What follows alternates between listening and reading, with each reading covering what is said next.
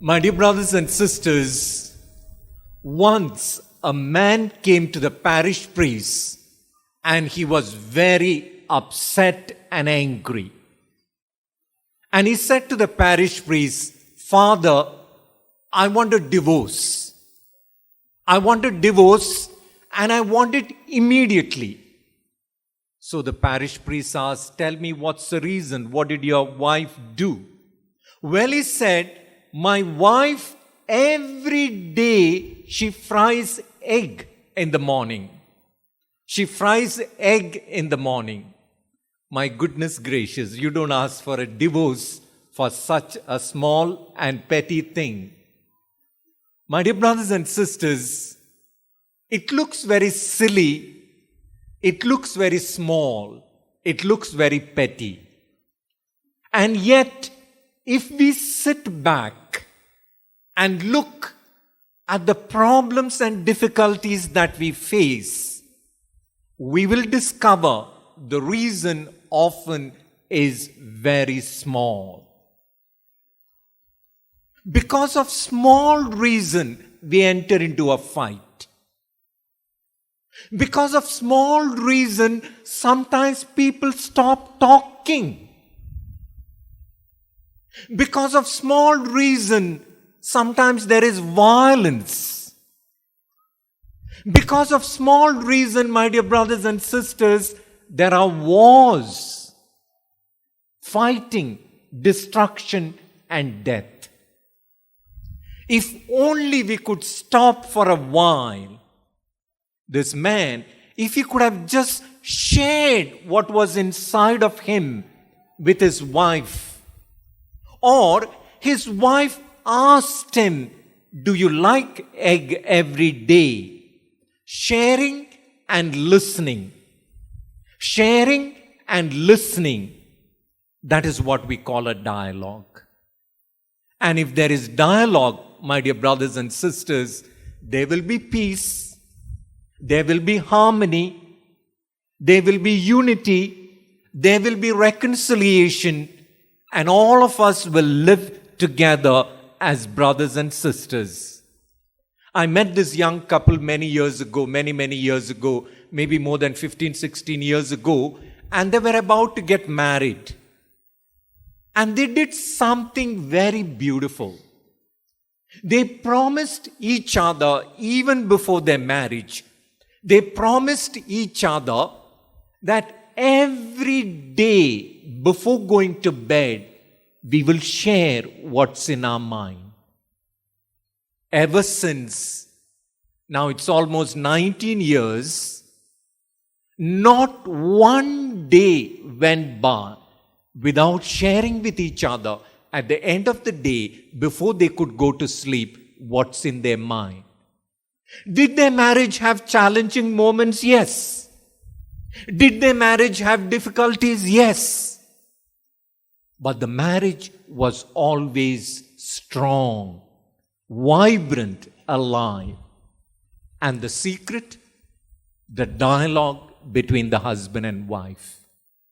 Dialogue between the husband and wife. In today's gospel, my dear brothers and sisters, Jesus, listen carefully, Jesus is inviting us to be fishers of men. Jesus is inviting us to be fishers of men, not to be fishers of fish. He's not calling us to be fishers of fish, but He's calling us to be fishers of men. What's the difference?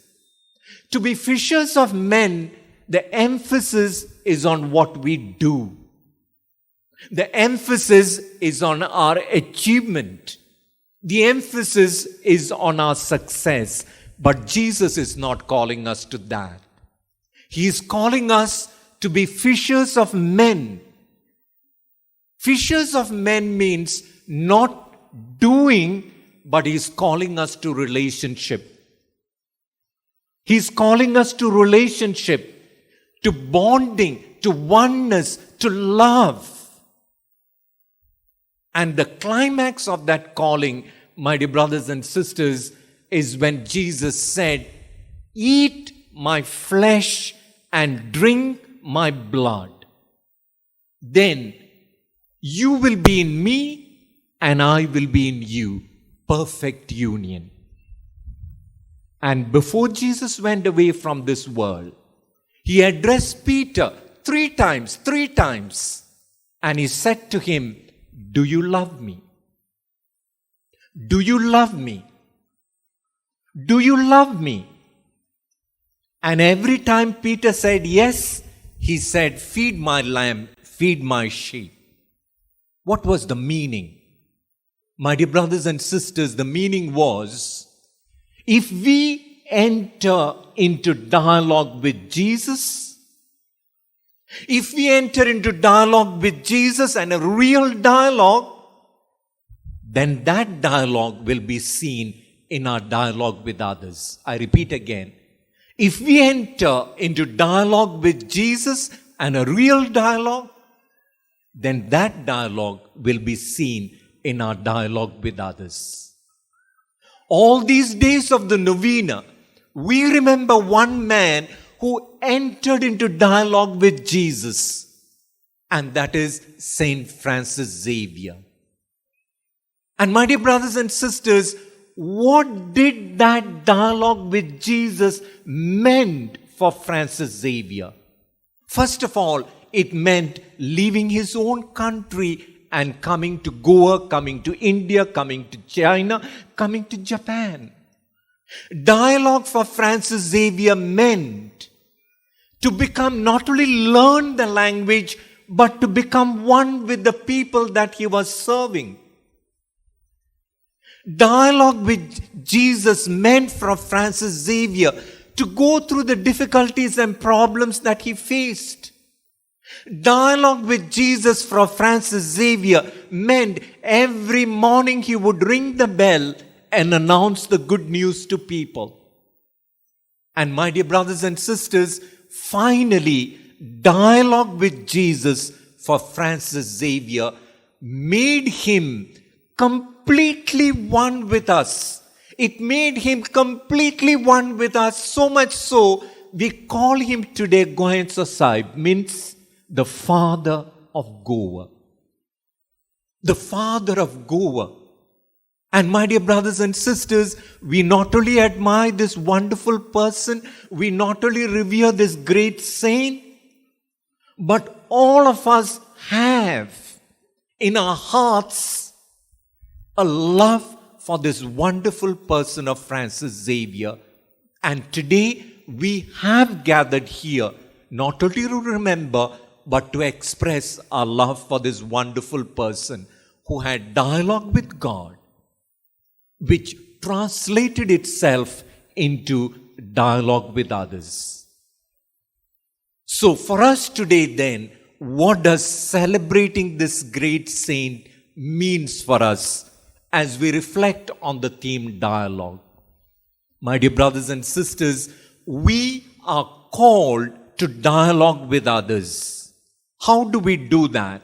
Not just by preaching, not through our words, but my dear brothers and sisters, through our life, the way that we are going to live. It's not the message that we give to others, but have we become the message of God to others? I repeat, have we become the message of God to others? Many years ago, there was this young priest who worked in a village of fisherfolks in a coastal area. And after 3 years of working for them, he was transferred. And when he was transferred, he visited different families to say goodbye. And there was this old lady, a Hindu old lady. She was grinding masala when he went, and she said something beautiful. She said, "I have never seen Jesus. I've never heard Jesus. I don't know what Jesus is like. And I don't mind. Because I have seen you. Because I have seen you." My dear brothers and sisters, Will people say that of us? Will people say that of us? If we become the message, they would. If we not preach the message, but if we become the message, they would. So the challenge for us as we end this reflection is this. If we have dialogue with God, where there is fighting and violence, we become the peace of Jesus. If we have dialogue with God, where there is darkness and confusion, we become the light of Jesus. If you have dialogue with God, there are so many people who are neglected, people are so indifferent, we become the compassion of Jesus. If you have dialogue with God, there is so much of gloom and sadness in our society today, we become the joy of Jesus. So as we end this reflection, my dear brothers and sisters, let us ask ourselves